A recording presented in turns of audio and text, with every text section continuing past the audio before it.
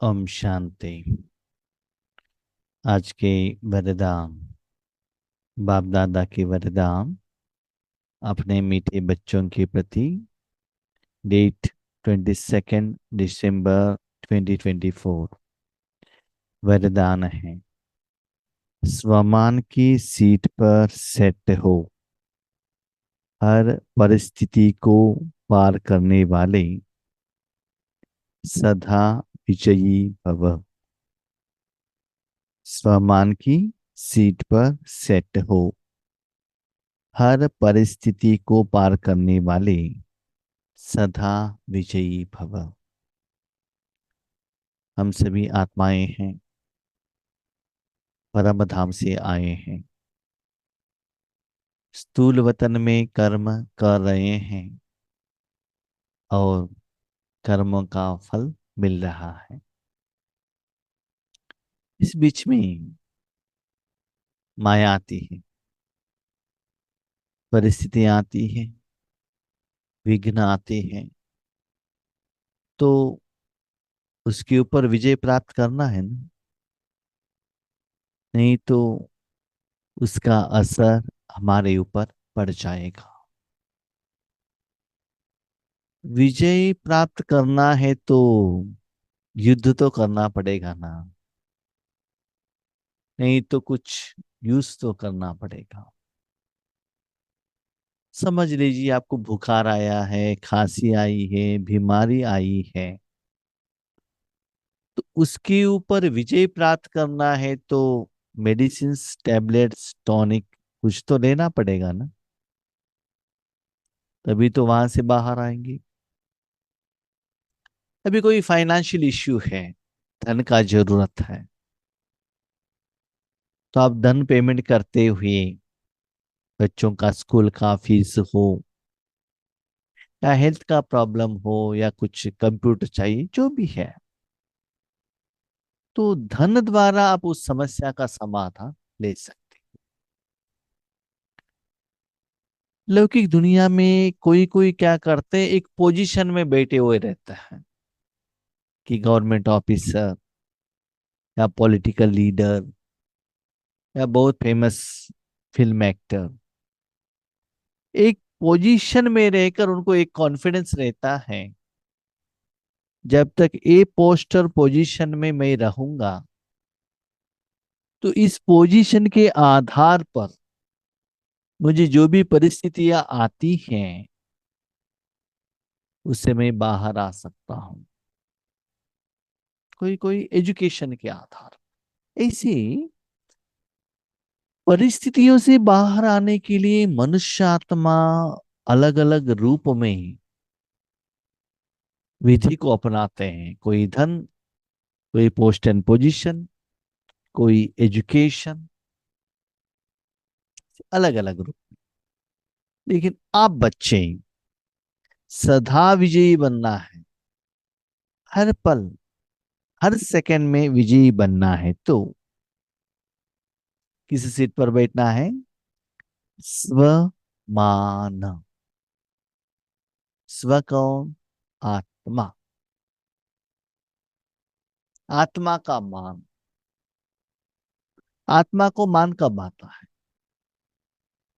We अपने को शरीर समझो।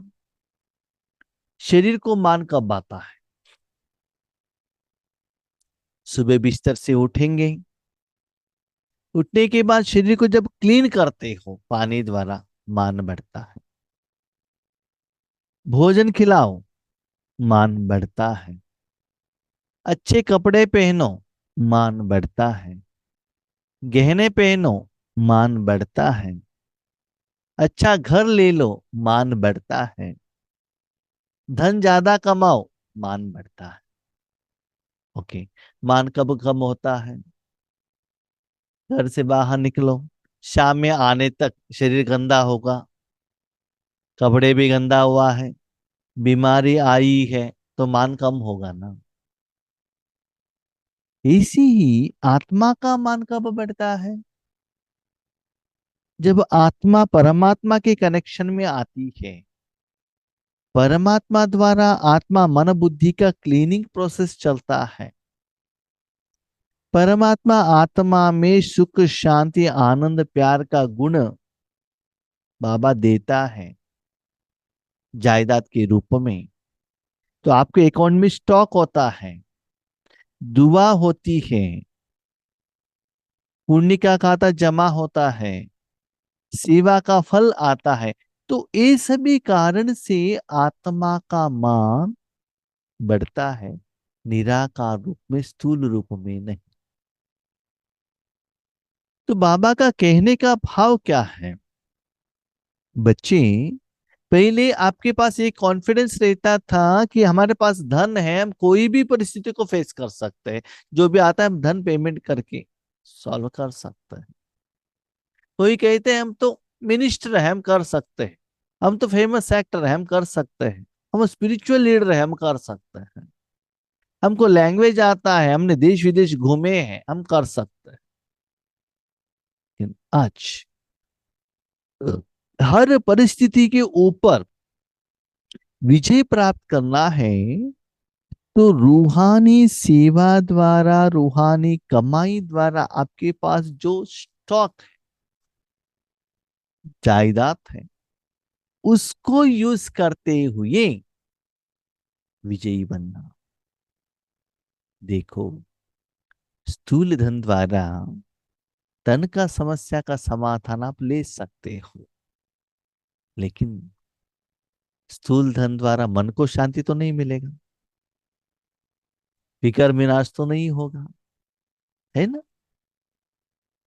तो बाबा कहते हैं ये जो स्वमान है ना, आत्मिक की कमाई, इसमें आत्मा को जो चाहिए वो मिलेगा, मनोबुद्धि संस्कार को जो चाहिए वो मिलेगा, तन को जो चाहिए वो भी मिलेगा। अभी क्वेश्चन, मन बुद्धि संस्कार को जो चाहिए वो मिलेगा, आत्मा के लिए मिलेगा, दैट इज एग्रीड। लेकिन रूहानी कमाई द्वारा तन को जो चाहिए वो कैसे मिलता है?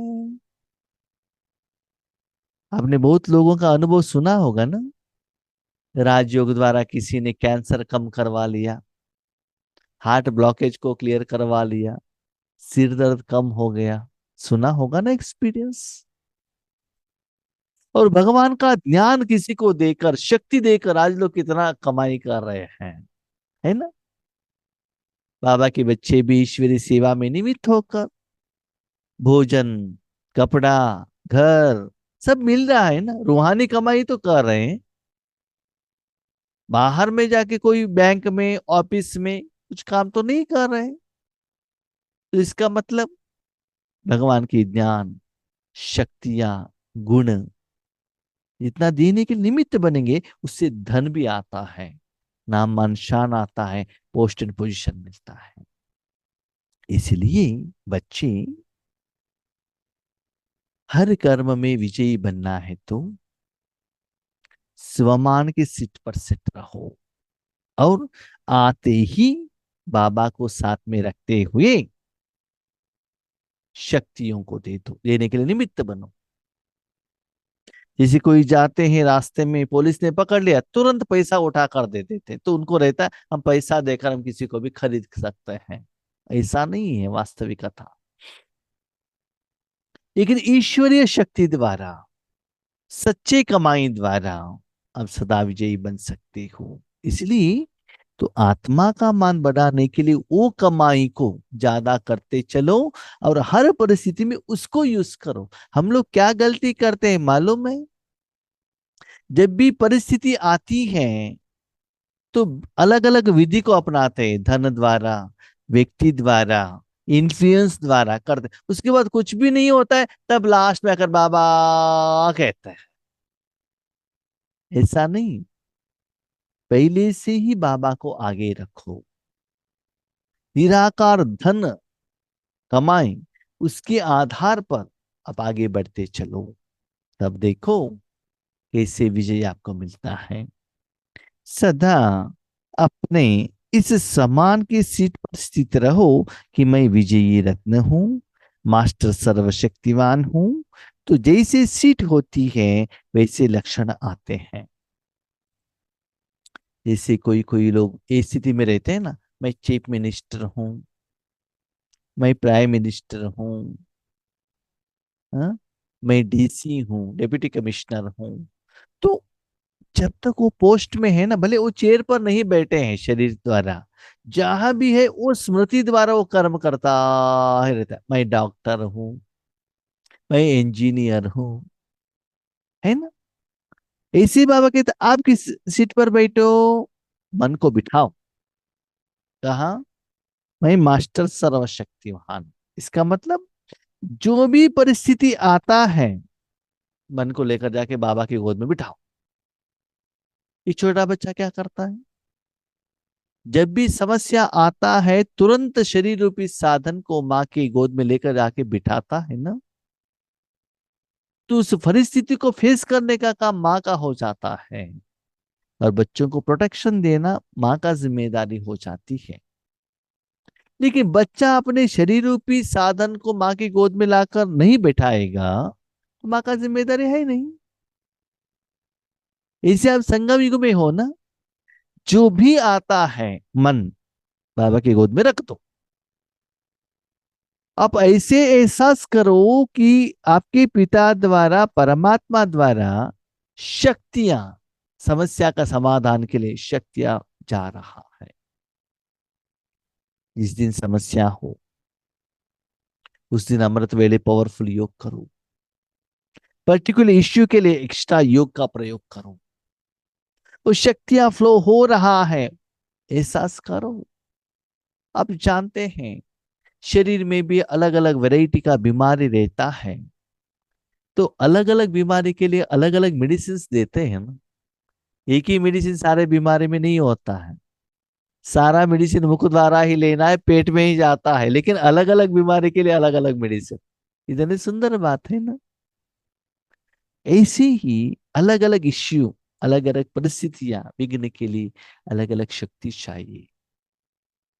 लेकिन देने का जिम्मेदारी बाबा को दे देना, और आप साधन बनकर बैठ जाना। इसलिए एक स्मृति में रखना कि मेरे साथ बाबा है,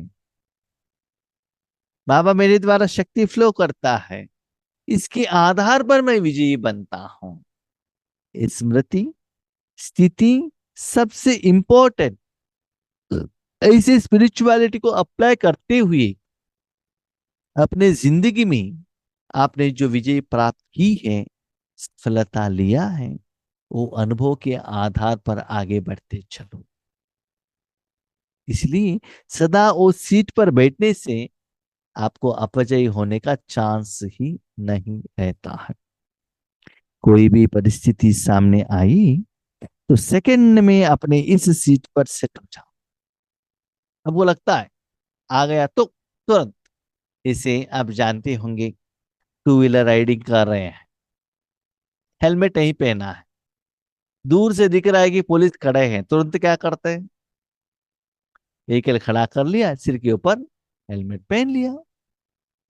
ओके, आपके पास आप बैग है, पैदल चलकर जा रहे हैं, उसमें छाता है, अम्ब्रेला।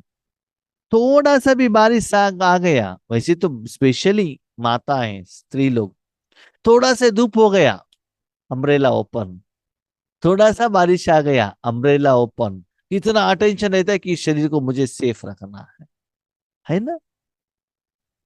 एक बॉटल पानी बैग में रख दिया, तो कितना यूज करते हैं। एक मोबाइल घर आपके हाथ में है, टाइम देखना है तो मोबाइल, गूगल पे करना है तो मोबाइल। कभी कभी मोबाइल देखकर अपने फेस को भी क्या करते हैं, सुंदर बनाते हैं। कल मैं हॉस्पिटल गया था, डॉक्टर के अपॉइंटमेंट माना, बाहर बैठा था, हमारे बाजू में एक लेडीज बैठी थी। वो क्या कर रहे जानती हो, मोबाइल ऑन करके, वीडियो ऑन करके अपने बाल बना रही है ऐसे। हमारा मोबाइल किस किस के लिए यूज हो रहा है, कैलकुलेटर के लिए, सभी के लिए यूज कर रहा है ना। ऐसे ही निराकार रूप में आपको लगता है कि परिस्थिति आ गई, समथिंग इज गोइंग रॉन्ग, शांत नहीं, कुछ गुस्सा आने का संभावना है, तुरंत मन रूपी साधन को बाबा की गोद में बिठा देना। सीट वाले का ही ऑर्डर माना जाता है। तो जो पोस्ट इन पोजीशन में रहते हैं ना, उन्होंने ऑर्डर दिया तो सुनते हैं ना। आप पोस्ट में नहीं हो, आपका बात कौन सुनते हैं बताओ। ऐसे ही आप उस सीट पर बैठो और बाबा को कहो बाबा ऐसे करो, बाबा सुनेगा। एक छोटा बच्चा माँ की गोद में बैठकर ऑर्डर करने से माँ भोजन दे सकती है ना। बेटा कोई गांव में है और माँ कोई गांव में है, उनको भोजन चाहिए तो कौन देगा बताओ। राइट।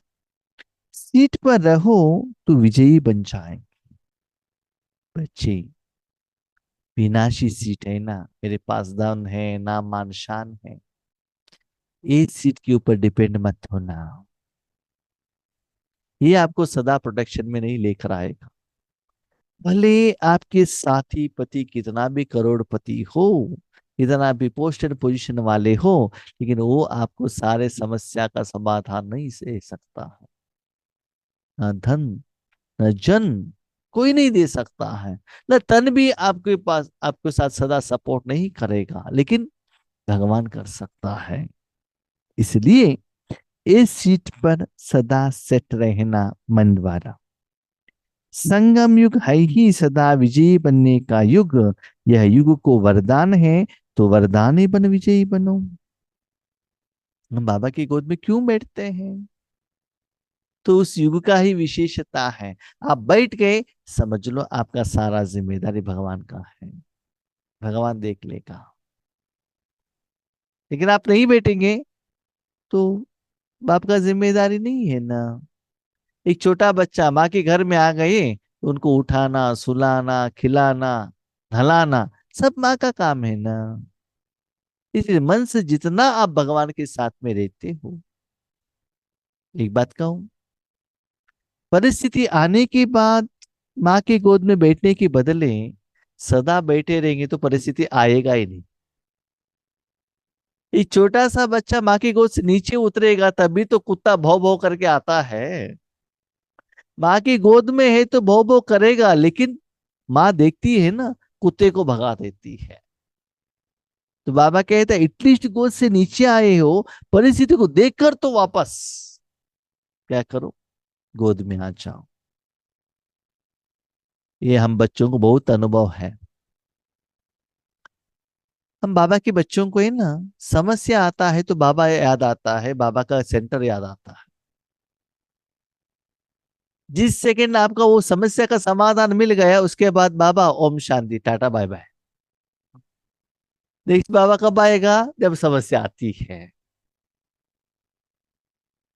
ऐसे मत बनना।